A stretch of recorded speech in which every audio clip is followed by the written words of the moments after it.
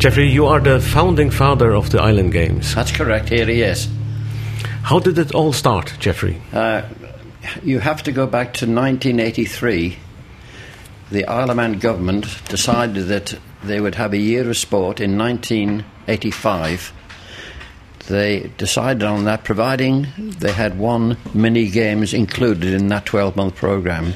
So that was agreed, and so we went ahead. And I just returned to the Isle of Man, where I was born, and I was appointed the organising director for the 1985 year of sport, which of course included organising the first Island Games in July 1985.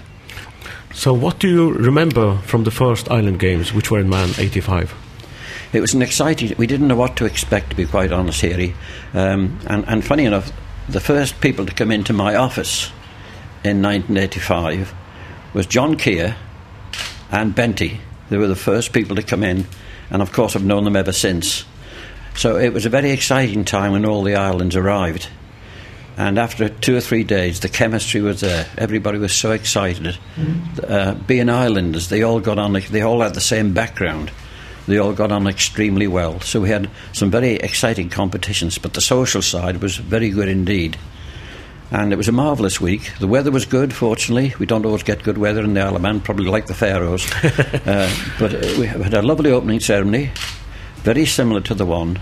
And at the end of the day, we had 700 athletes turn up from 15 islands, and we had 7 sports. And at the end of the week, it was so successful that we met in a hotel, the team managers.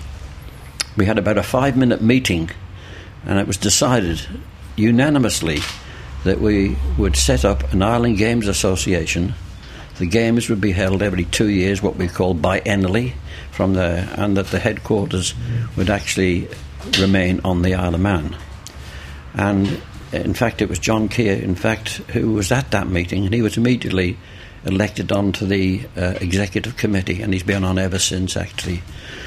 Now, that evening we had the final closing ceremony. We did something quite exciting there, which was quite unique. We had a half marathon, and we finished in a huge dance hall in Douglas. That was the finish. The runners came up, and everybody was actually up there waiting for them. And as they entered the dance hall, we had the music of Chariots of Fire as they entered the hall. That was really very impressive.